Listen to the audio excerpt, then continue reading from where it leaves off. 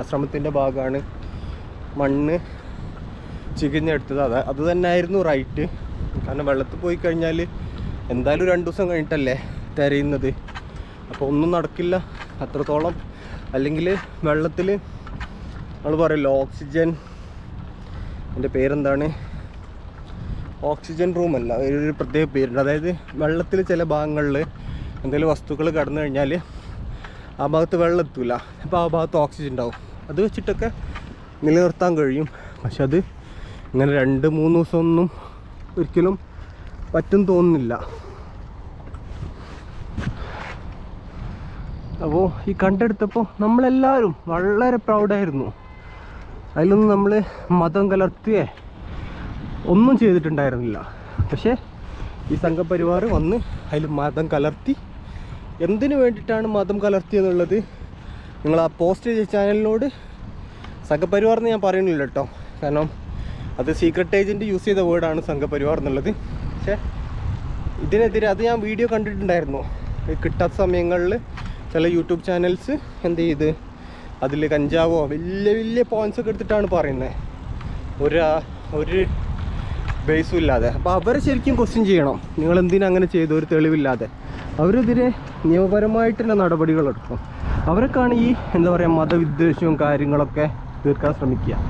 ഇനി ഈ മതവിദ്വേഷം കൊണ്ട് നടക്കുന്ന ആൾക്കാരോട് എൻഡ് ഓഫ് ദ ഡേ ഈ മതവിദ്വേഷം കൊണ്ട് ആരും ഇവിടെ ജയിക്കാൻ പോകുന്നില്ല. എല്ലാ ആൾക്കാരും സ്ട്രോങ് ആണ്, ആരും വിട്ടുകൊടുക്കില്ല. അപ്പം അതൊന്നും ഇല്ലാതെ ജീവിച്ചു കഴിഞ്ഞാൽ നമുക്ക് സമാധാനത്തോടു കൂടെ ജീവിക്കാം. ഈ മതമൊക്കെ തുടങ്ങിയത് എപ്പോഴാണെന്ന് അറിയാം നിങ്ങൾക്ക്? ആ വേൾഡ് ട്രേഡ് സെൻറ്ററിൻ്റെ അതിലാണ് ഈ മതത്തിൻ്റെ വിഷയങ്ങൾ കടന്നു വന്നത്. അതുവരെ ആരും മതം എന്നുള്ളതൊന്നും പറയുന്നില്ലായിരുന്നു ആകെ. അതായത് എല്ലാ വർഗ്ഗക്കാരും ഫ്രണ്ട്സും കാര്യങ്ങളൊക്കെ ആയിട്ട്. പിന്നെ 2012 പിന്നെയും മതത്തിൻ്റെ വിഷയം കുറേ കൂടെ ചീറ്റാൻ തുടങ്ങിയത്. ഇതൊക്കെ ഭരണം കിട്ടാൻ വേണ്ടിയിട്ട് ചെയ്യുന്നതാണെന്നുള്ളത് കുറച്ച് വിവരമുള്ള ആൾക്കാർ മനസ്സിലാക്കി കഴിഞ്ഞാൽ നല്ലതാണ്. കാരണം ഒരു മതവും ആരും വിട്ടു തരില്ല. അതായത് നിങ്ങളുടെ മതമാണ് വലുത്, നമ്മുടെ മതമാണ് വലുതെന്ന് പറഞ്ഞു കഴിഞ്ഞാൽ അതാരും സമ്മതിക്കാൻ പോകുന്ന കാര്യമല്ല. എല്ലാവർക്കും അവരുടെ മതം വലുത് തന്നെയാണ്.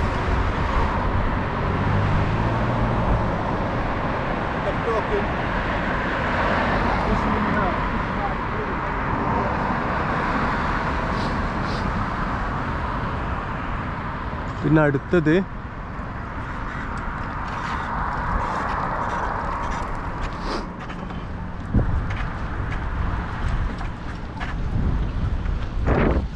അവർ പറയുന്നത് പിന്നെ 3 വർഷമൊന്നും 1 വർഷത്തോളം വർക്ക് ചെയ്തിട്ടുണ്ടായിരുന്നുള്ളൂ എന്നാണ് ആര് പറയുന്നത്, ഫാമിലി പറയുന്നത്. മനാഫ് 3 വർഷം എന്നൊക്കെ പറഞ്ഞത് കേട്ടിട്ടുണ്ട്. പക്ഷെ അതിൽ സീക്രട്ട് ഏജൻറ്റിൻ്റെ അവർ പറയുമ്പോൾ അത് 7 വർഷമാക്കി കൂട്ടി. അങ്ങനൊന്നും ചെയ്യരുത്. കാരണം വേറെയുള്ള ന്യൂസ് കാണാതെ ആൾക്കാർ 7 വർഷം പറഞ്ഞെന്നുള്ളത് മനസ്സിലാവും. എന്ത് തന്നെ ആണെങ്കിലും ഒരു കമ്പനിയിൽ ഒരാൾ പോയി കഴിഞ്ഞാൽ അവർക്ക് അവിടെ നിൽക്കേണ്ട ഒരു ആവശ്യമില്ല. പിന്നെ ഇൻഷുറൻസ് ക്ലെയിം ആണെങ്കിലൊക്കെ കിട്ടും. അത്ര 72 ദിവസം അവിടെ നിന്ന്. കാരണം മനാഫ് അവിടെ നിന്നത് കൊണ്ടാണ് ഈ പ്രശ്നമൊക്കെ വന്നത്. അവിടെ എന്തിനാണ് ഓണർ ഇത്ര കഷ്ടപ്പെട്ട് തിരയുന്നത്? അതൊക്കെയാണ് മെയിൻ പോയിന്റ് പറഞ്ഞത്. എന്തൊക്കെയാണ് ഓണർ കഷ്ടപ്പെട്ട് തിരയുന്നത്? അതുകൊണ്ട് അവരനുമാനിക്കുന്നു അതിൻ്റെ ഇടയിൽ വേറെന്തോ സാധനമുണ്ട്, ചന്ദനമുണ്ട്, മറ്റുണ്ട്, മറിച്ചുണ്ട് എന്നൊക്കെ. ഒരു ഓണർ അവരെ തൊഴിലാളിക്ക് വേണ്ടിയിട്ട് നിന്നതിന് ആണ് ബാക്കിയുള്ള ദിവസങ്ങളിലൊക്കെ അവിടെ മനാഫ് നിൽക്കേണ്ടി വന്നാൽ ചിലപ്പോൾ സാഹചര്യമായിരിക്കും. ഈ ഒരു വിമർശനം കേട്ടിട്ട് ആർക്കാണ്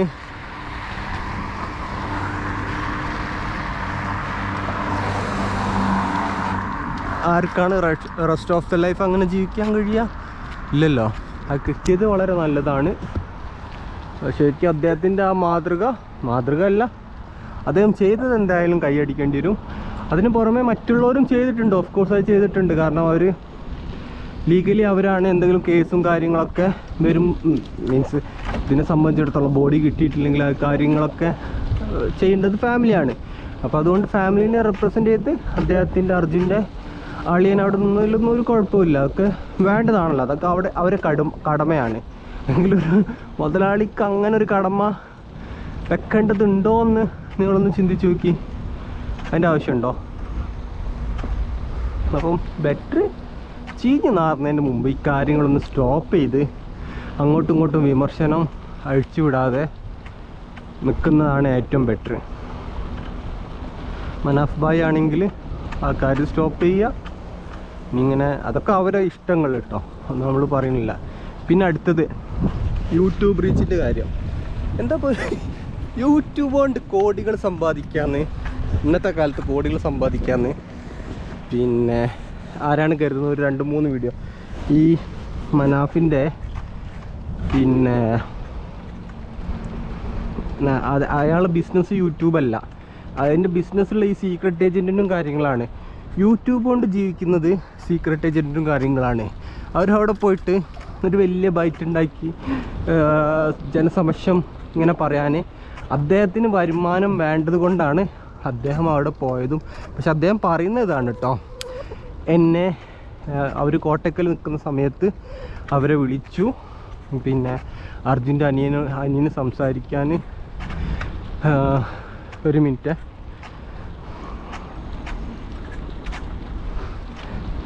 അർജുൻ്റെ അനിയന് സംസാരിക്കാൻ താല്പര്യമുണ്ടെന്ന് പറഞ്ഞ് യൂട്യൂബ് സീക്രട്ട് ഏജൻറ്റിനെ വിളിച്ചു, അങ്ങനെ അവർ പോയി എന്നൊക്കെയാണ് പറയുന്നത്.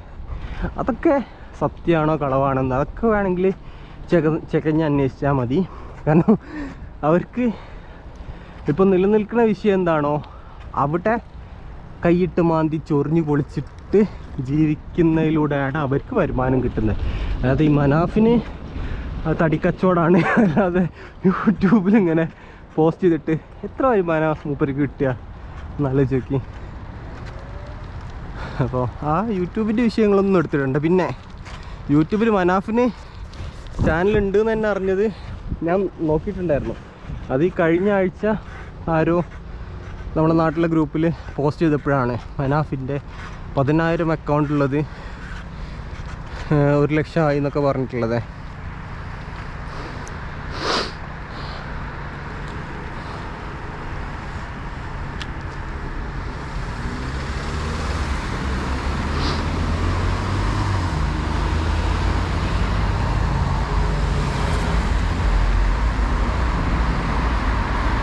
അപ്പോൾ അത് വന്നപ്പോഴാണ് ഞാൻ മനാഫിൻ്റെ യൂട്യൂബ് ചാനലുണ്ടോ കാര്യങ്ങളൊക്കെ തപ്പിയത്. അപ്പോൾ അങ്ങനെ അത് കണ്ടവരൊക്കെ വീണ്ടും സബ്സ്ക്രൈബേഴ്സായിട്ട് വീണ്ടും എന്ത് ചെയ്ത് കൗണ്ട് ഉയർന്നു. ആൾക്കാർ ഇഷ്ടമാണ് ഒരു യൂട്യൂബ് സബ്സ്ക്രൈബ് ചെയ്യുന്നതും കാര്യങ്ങളൊക്കെ. അതിനെക്കുറിച്ചുള്ള ന്യൂസ് പോസ്റ്റ് ചെയ്യാന്നുണ്ട്. എന്താപ്പോൾ അത് വിറ്റ് ജീവിക്കണമെന്നല്ല, വിറ്റ് ജീവിക്കുന്ന ആരാന്നുള്ളത് നമുക്ക് തന്നെ അറിയാം. യൂട്യൂബ് വരുമാനം കൊണ്ട് കുറേ വീഡിയോ ഇട്ട് ജീവിക്കുന്നതാണ് യൂട്യൂബിൽ അർജൻറ്റ് വിഷയമാണെങ്കിലും വിറ്റ് ജീവിക്കുന്നത്. അപ്പോൾ ചിലപ്പോൾ നിങ്ങൾ എന്നോട് ചോദിക്കും ഞാനും വിറ്റ് ജീവിക്കുന്നില്ലേ എന്ന്. അല്ല, നമ്മുടെ ഒരു അഭിപ്രായം പറഞ്ഞെന്നുള്ളൂ കേട്ടോ. അല്ല, നമ്മൾ സ്ഥിരമായിട്ടുള്ള വിഷയങ്ങൾ നമ്മൾ പ്രതികരണം അറിയിക്കാറൊന്നുമില്ലല്ലോ.